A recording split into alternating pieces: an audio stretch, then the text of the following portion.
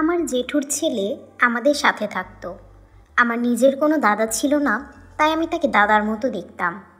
কিন্তু সে আমাকে অন্য চোখে দেখত। আমি ওর থেকে 10 বছরের ছোট ছিলাম। একদিন যখন আমি স্কুল থেকে ফিরে আসি, তখন বাড়িতে কেউ ছিল না, শুধু দাদা ছিল। আমি যখন দাদার ঘরে যাই, তখন সে ঘরের দরজা বন্ধ করে আমার সাথে যা করে তা তোমরা ভাবতেও পারবে না। তো বন্ধুরা, গল্পটা শুরু করার আগে তোমরা যারা যারা আমার চ্যানেলে নতুন, তারা অবশ্যই আমার চ্যানেলটি সাবস্ক্রাইব করে বেল আইকনটি ক্লিক করতে ভুলো না যেন। আমি বিছানায় শুয়ে শুয়ে চোখের জল ফেলছিলাম। কাঁচের গ্লাসটা ভেঙে টুকরো টুকরো হয়ে গেছিল। আর তার সাথে আমার যৌবন, স্বপ্ন আর বিশ্বাসও। আমার কান্নার আওয়াজ গোটা ঘরে ছড়িয়ে পড়ে, কিন্তু সেই মানুষটার মনে কোনো প্রভাব ফেলে না। আমি নিজের বাড়িতেও নিরাপদ নই। আমার গোটা শরীর যন্ত্রণায় ফেটে যাচ্ছিল। আমি চোখে সব ঝাপসা দেখছিলাম। আমার চোখের জলে গোটা বালিশ ভিজে গেছিল। আজ আমি শারীরিক এবং মানসিকভাবে এতটাই আঘাতপ্রাপ্ত যে কোনো কিছুই আমার মাথায় ঢুকছিল না। এর রেশ হয়তো আমাকে সারা জীবন বয়ে বেড়াতে হবে। আমার বাবার কথা খুব মনে পড়ছিল। আমি আমার বাবার চোখের মণি ছিলাম। আর যদি আমার বাবা বেঁচে থাকতেন, তাহলে কারোর এত সাহসী হতো না আমার সাথে এরকমটা করার। আমার এই বাড়িতে আমার সাথে খারাপ করার আমার কান্নার আওয়াজ বাড়ির সব দেয়ালে প্রতিধ্বনি হচ্ছিল। এই একই দেয়ালে একদিন আমার হাসির শব্দ প্রতিধ্বনি হতো। আমি কি এমন পাপ করেছিলাম যার শাস্তি আমি এভাবে পাচ্ছি? যেই মানুষটাকে আমি সব থেকে বেশি বিশ্বাস করতাম, সে আমার সাথে এরকমটা করলো। সে আমাকে নষ্ট করে বাড়ি থেকে বেরিয়ে যায়। আমি অনেকক্ষণ বিছানায় শুয়ে শুয়ে কাঁদি। তারপর উঠে আস্তে আস্তে বাথরুমে যাই। আয়নায় নিজেকে দেখে আবার কান্না পেয়ে গেল। আমার শরীরে জায়গায় জায়গায় দাঁত বসানোর দাগ। আমি চোখ মুখে জলের ছিটে দিয়ে নিজেকে সামলে বাইরে বেরিয়ে এলাম। মায়ের ফিরে আসতে এখনও কতক্ষণ লাগবে কে জানে। আমি নিজেকে ঘরের মধ্যে বন্ধ করে রাখি। আমি এখনও ভয়ে কাঁদছিলাম। আমার বারবার মনে হচ্ছিল আমি একটা খারাপ স্বপ্ন দেখেছি। আমি চোখ খুললেই হয়তো এই দুঃস্বপ্নটা ভেঙে যাবে, কিন্তু সেটা হবার নয়। আমাকে সত্যিটা মেনে নিতেই হবে। আমি আবার চিৎকার করে কাঁদতে শুরু করলাম। মনে হয় এইভাবে আমাকে সারা জীবন কাঁদতে হবে। বিকেল হতেই মা আর আমার ছোট বোন বাড়িতে ফিরে আসে। মা এসে আমার ঘরের দরজায় টোকা মারে। মায়ের আওয়াজ শুনে আমি ছুটে গিয়ে দরজাটা খুলে দিই। মাকে জড়িয়ে ধরে কাঁদতে শুরু করি। মা তো আমার অবস্থা দেখে নিঃশ্বাস নিতেই ভুলে গেছিল। খুব অস্থিরতার সাথে আমাকে জিজ্ঞাসা করে, এসব কি করে হলো? আমি মাকে সব কথা বলে দিলাম, যা শুনে মায়ের পায়ের তলা থেকে মাটি সরে গেল। মায়ের তো আমার কথা বিশ্বাসই হচ্ছিল না, কিন্তু আমার অবস্থা দেখে মায়ের খুব খারাপ লাগে। মনে হয় আমার কপালে এটাই লেখা ছিল। আমি কি তখনও জানতাম না আমার কপালে আরও কি কি লেখা আছে? আমরা দুই বোন সারাদিন বাড়িতে হইহুল্লোড় করতাম। বাড়িতে রোজ উৎসব লেগে থাকতো। বাবা আমাদের দুজনকে দেখে খুব আনন্দ পেত, কিন্তু মা আমাদের দুষ্টুমি দেখে মাঝে মাঝে রেগে যেত। বাবা যেই অফিস থেকে ফিরত, আমি সেই বাবাকে গিয়ে জড়িয়ে ধরতাম। বাবাকে সব কথা বলা না অবধি আমি শান্তিই পেতাম না। মা বলতো আমি বাবার প্রাণ। সব কিছু ঠিক চলছিল।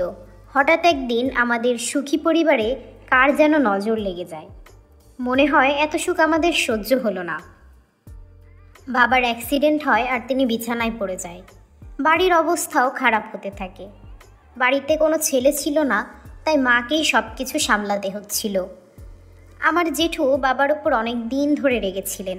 তাদের অনেক দিন দেখা হয়নি, কিন্তু বাবার অ্যাক্সিডেন্ট হওয়ার পর মা নিজে ফোন করে জেঠুকে সব কিছু জানায়। মায়ের বিশ্বাস ছিল বাবার অবস্থার কথা শুনে জেঠু সব শত্রুতা ভুলে যাবেন, আর সেটাই হলো। জেঠু বাবাকে দেখতে আসে আর বাবার পাশে বসে কাঁদে। আমাদের অবস্থা দেখে জেঠু বলে, এখন তোমাদের পক্ষে সব কিছু একা সামলানো মুশকিল হবে, তাই আমি মুকেশকে বলছি এখন কিছুদিন তোমাদের বাড়িতে এসে থাকতে। মুকেশ আমার জেঠুর বড় ছেলে। সে খুব ভালো ছিল। আমি তাকে 5 বছর আগে দেখেছিলাম। তারপর জেঠুর সাথে আমাদের সম্পর্ক খারাপ হয়ে যাওয়ায় তার সাথে আর দেখা হয়নি। জেঠুর কথা শুনে মা একটু স্বস্তি পায়। মুকেশ এখানে এলে আমাদের অনেক সুবিধা হবে। বাবা বিছানায় শুয়ে যন্ত্রণায় কাতরাচ্ছে। আমরা দুই বোন বাবাকে দেখে খুব কাঁদতাম। আমরা কোনোদিন বাবাকে আরাম করতে দেখিনি, কিন্তু এখন 15 দিন ধরে বাবা বিছানায় পড়ে আছে। মুকেশ দাদা আমাদের বাড়িতে এসে বাবার খুব ভালো করে দেখাশোনা করে। এই অবস্থায় আমাদের একজন বড় দাদার দরকার ছিল, আর মুকেশ দাদা সেই দায়িত্বটা বেশ ভালোভাবে পালন করে যাচ্ছিল। কিন্তু ভাগ্যে লিখন কে আর খণ্ডাতে পারে। আমার বাবাকে বেশি দিন ধরে রাখতে পারলাম না। কিছুদিন পর তিনি আমাদের ছেড়ে চলে গেলেন। বাবার মৃত্যুর পর মা খুব ভেঙে পড়েছিল, আর আমাদের দুই বোনের পক্ষে তো বিশ্বাস করাই অসম্ভব ছিল যে বাবা আর আমাদের মধ্যে নেই। আমার বয়স মাত্র 15, আর আমার বোনের বয়স মাত্র 12 বছর। বাবা বলতো আমাদের দুই বোনকে ডাক্তার বানাবে, তারপর আমাদের ধুমধাম করে বিয়ে দেবে। কিন্তু বাবা তার স্বপ্ন অপূর্ণ রেখেই চলে গেলেন। বাবা মারা যাবার পর মা মুকেশ ভাইকে আমাদের ছেড়ে যেতে দেয় না। সে আমাদের সাথেই থাকতে শুরু করে। দাদা অন্য জায়গায় চলে যেতে চাইলেও মা তাকে বারবার জোর করে আটকে রাখে। জেঠু অন্য শহরে থাকতেন, আমাদের বাকি সব আত্মীয়রা অন্য শহরে। বাবার চাকরির জন্য আমরা এই শহরে এসেছিলাম। বাবার মৃত্যুর পর জেঠু আমাদের বলেছিল তাদের শহরে চলে যেতে, কিন্তু আমার পড়াশোনার জন্য আমরা শহর ছেড়ে যেতে পারলাম না। সামনেই আমার মাধ্যমিক পরীক্ষা। নিজের শহরে ফিরে গেলে আমার আর পড়াশোনা করা হতো না। কিন্তু আমি বাবার স্বপ্ন পূরণ করতে চাই, ডাক্তার হতে চাই। মা জেঠুকে বলে দেয় যে আমার বড় মেয়ের পড়াশোনা শেষ হয়ে গেলে আমরা আপনার সাথে যাব। জেঠু আমাদের খোঁজ খবর রাখতেন। 2 মাস পর পর আমাদের সাথে দেখা করতে আসতেন। মুকেশ দাদা যখনই বলতো আমি কয়েকদিনের জন্য নিজের বাড়ি থেকে ঘুরে আসি, তখনই আমি খুব কাঁদতাম। তাকে জড়িয়ে ধরে বলতাম, দাদা আমাদের ছেড়ে যেও না, তুমি চলে গেলে আমাদের কি হবে।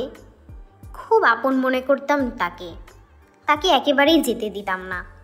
আমি চাইতাম মুকেশ দাদা আমাদের সাথে আজীবন থেকে যাক। একদিনের জন্য আমি দাদাকে চোখের আড়াল করতে চাইতাম না। বাবা চলে যাওয়ার পর মুকেশ দাদা আমাকে খুব ভালোভাবে দেখাশোনা করেছে। ও আমার থেকে 10 বছরের বড় ছিল, কিন্তু ওর সাথে আমার খুব ভালো বন্ধুত্ব হয়ে গেছিল। আমি মাঝে মধ্যেই দাদার ঘরে বসে বেশ আড্ডা দিতাম। মাঝে মধ্যেই আমি 1 কাপ চা বানিয়ে নিয়ে গিয়ে দাদার ঘরে যেতাম, আর দুজনে মিলে টানা 2-4 ঘন্টা গল্প করতাম। দাদা আমার সাথে এত ভালো করে মিশতো যে আমার কখনো একাকিত্ব বোধই হয়নি। যখনই আমার সামান্য মন খারাপ থাকতো, দাদা আমাকে খুব আগলে যত্নে রাখতো। তখন আমার এতটা ভালো লাগতো যে তোমাদের কি বলবো। আমাকে বেশি মন খারাপ হতে দেখলে বা আমাকে কান্না করতে দেখলে দাদা আমাকে জড়িয়ে ধরতেন। তখন আমি এতটা ভরসা পেতাম, ভেতরে এতটা শান্তি অনুভব হতো যা কাউকে বলে বোঝানো সম্ভব হবে না। বাবার যা পেনশন আসতো তাতেই আমাদের সংসার চলত। মুকেশ দাদা এই শহরে একটা চাকরি খুঁজে নিয়েছিল। প্রত্যেক মাসে তার মাইনে থেকে কিছু টাকা সে মায়ের হাতে দিত। মা মুকেশ দাদাকে নিজের ছেলের মতোই দেখত। বাবা না থাকার অভাবটা সে আমাদের বুঝতে দিত না। মায়ের যে কোনো কাজ, আমার ছোট বোনের যে কোনো কাজ হোক, মুকেশ দাদা সব সময় হাসি মুখে করে দিতেন। এমনকি আমার ছোটোখাটো জিনিসও তিনি আমাকে কিনে এনে দিতেন। মুকেশ দাদা যখন কাজ থেকে ফিরত, আমি তার পেছন পেছন ঘুরতে শুরু করতাম, আর বাবার মতনই তাকে আমি সারা দিনের গল্প শোনাতাম। রাতে যখন দাদা ক্লান্ত হয়ে শুতে যেত, আমি তখন বই নিয়ে দাদার ঘরে চলে যেতাম। দাদাকে বলতাম আমাকে পড়া বুঝিয়ে দাও তো। সত্যি কথা বলতে আমি মুকেশ দাদার সাথে বেশি একটা সময় কাটাতে চাইতাম, তাই নানা অজুহাত নিয়ে তার কাজ দিয়ে ঘোরাঘুরি করতাম। তার সাথে থাকাটাই আমার কাছে খুব বড় ব্যাপার ছিল। যতক্ষণ আমি তার ঘরে থাকতাম তাকে একবারও মোবাইল দেখতে দিতাম না। মাঝে মাঝে তো আমি লুকিয়ে দাদার মোবাইলটা বন্ধ করে দিতাম, যাতে আমার পড়ার মাঝখানে সেটা বেজে না ওঠে বা আমাদের সুন্দর মুহূর্তটা যেন নষ্ট না হয়। আমি মাকে প্রায়ই বলতাম যে মুকেশ দাদা একদম আমাদের ঘরের লোকের মতো, তাই না মা? আমি তাকে খুব সম্মান করতাম। একদিন আমি স্কুল থেকে ফিরে এসে জানতে পারি যে মা আর বোন এক আত্মীয়ের মৃত্যুর খবর পেয়ে তাদের বাড়িতে গেছে। তারা আমাকে নিয়ে যায়নি, কারণ সেদিন আমার মাধ্যমিকের পেপার ছিল। মুকেশ দাদা বাড়িতেই ছিল। সেই আমাকে এই খবরটা দেয়। দাদা সেদিন অফিসে যায়নি, আমার স্কুল ইউনিফর্ম পাল্টে রান্নাঘরে খাবার বাড়তে যাই। তখন মুকেশ দাদা আমাকে বলে তার ঘরে এক গ্লাস জল নিয়ে যেতে। আমি যেই তার ঘরে ঢুকি ও দরজাটা বন্ধ করে দেয়। প্রথমে মনে হলো আমার সাথে লোকটা মজা করছে, কিন্তু তারপর মনে হলো ওর নজরটা ভালো নয়। তারপরও আমার সাথে যা করলো সেটা আমার মনে করতেও ঘেন্না করছে। দরজার ছিটকিনিটা লাগিয়ে এসে আস্তে আস্তে আমার কাছে আসতে থাকে। আমার হাত পা কাঁপতে শুরু করে।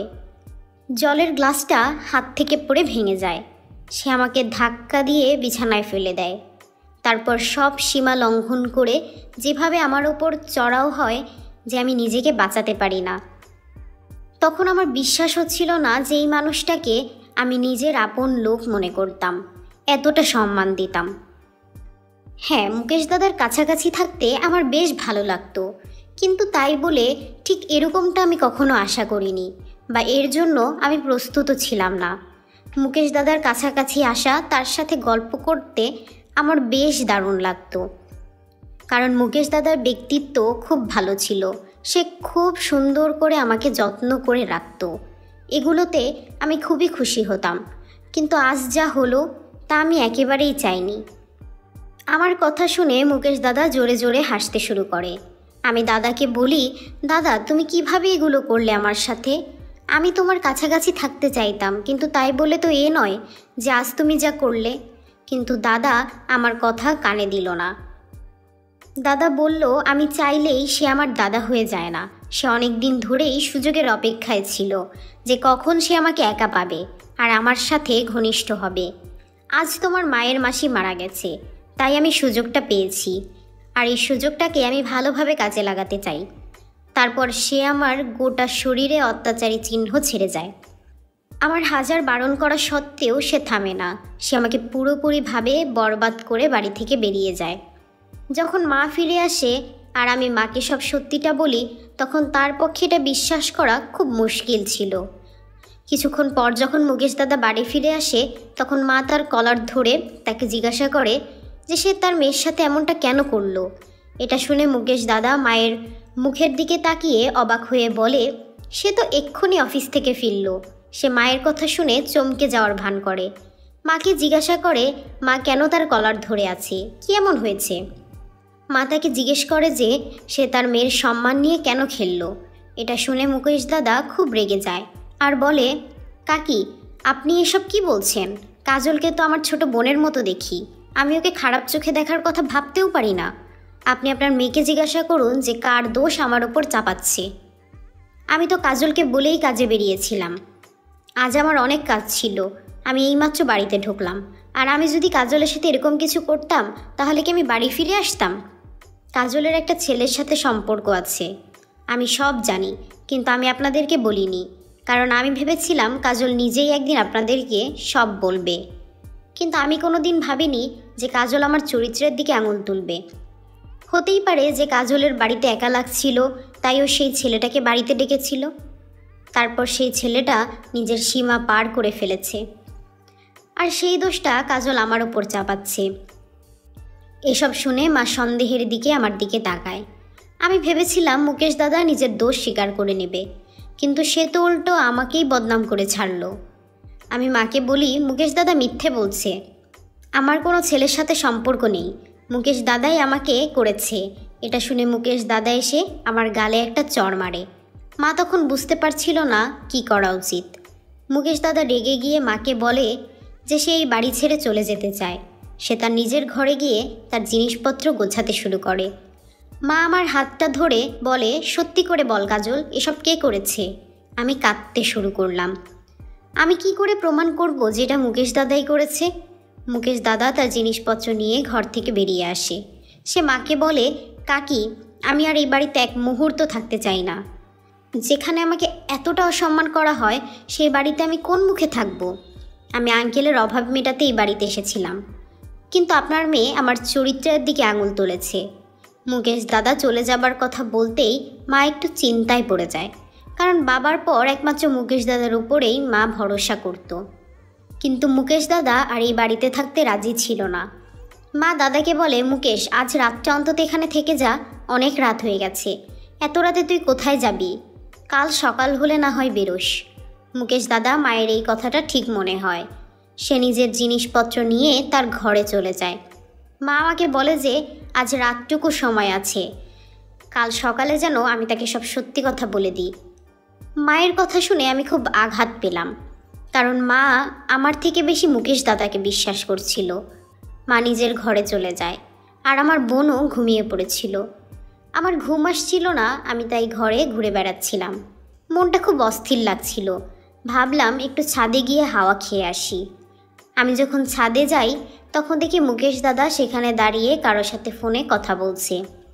তার কথা শুনে আমি অনেক কিছু জানতে পারলাম। সে ফোনে কাউকে এটা বলছিল, তোমাকে আর অপেক্ষা করতে হবে না, আমি কালকেই তোমার কাছে আসছি। ফোনের ওপার থেকে কি বলা হলো আমি জানি না, কিন্তু তার উত্তরে মুকেশ দাদা বলে, আমি পুরোপুরিভাবে ব্যবস্থা করে ফেলেছি। এখন তোমার আর আমার মধ্যে কেউ আসবে না। এখন আমি সব সময় তোমার কাছে থাকব। আমি মুকেশ দাদার সামনে গিয়ে দাঁড়িয়ে পড়লাম। আমাকে দেখে সে চমকে গেল। আমি তাকে বলি, আমাকে সব সত্যি কথা বলো, তুমি কি ব্যবস্থার কথা বলছিলে আর কাকেই বা বলছিলে? তুমি আমার সাথে এমনটা কেন করলে দাদা? সে ফোনটা রেখে আমাকে বলে, তুমি আমাকে বাধ্য করেছো এসব করতে। আঙ্কেল অসুস্থ হওয়ার কারণে আমি এখানে এসেছিলাম তোমাদের সাহায্য করব বলে, কিন্তু তোমরা আমাকে তোমাদের চাকর বানিয়ে রেখে দিয়েছিলে, নিজের ইচ্ছা মতো আমাকে ব্যবহার করতে। আমারও নিজের একটা জীবন আছে, সেটা তোমরা ভুলে গিয়েছিলে। আমি নিজের শহরে ফিরে যেতে চেয়েছিলাম, কিন্তু তোমরা আমাকে যেতে দাওনি। তুমি আমার সাথে জোর করে সম্পর্ক তৈরি করেছ। আমি যখন ক্লান্ত হয়ে রাত্রে বাড়ি ফিরতাম তখন তুমি আমাকে ঘুমোতে দিতে না। কখনো পড়াশোনার বাহানায় আমার ঘরে ঢুকে পড়তে, আবার কখনো অন্য কিছুর বাহানায়। আমি বুঝতে পারতাম তুমি আমার কাছাকাছি থাকতে চাও। তোমার ওপর আমার জোর করে অধিকার ফলানো আমার একদম পছন্দ না। তুমি আমাকে দিয়ে জোর করে তোমার কাজ করিয়ে নিতে। এছাড়াও তুমি আমার ফোন কেটে দিতে আর কখনো আমাকে না বলে আমার ফোনটা বন্ধ করে দিতে। তুমি ভালো করে জানতে যে আমার এঙ্গেজমেন্ট হয়ে গেছে, কিন্তু সেটা জানার পরেও তুমি আমার ফোন কেটে দিতে। তোমার জন্য আমাদের মধ্যে রোজ ঝগড়া হতো।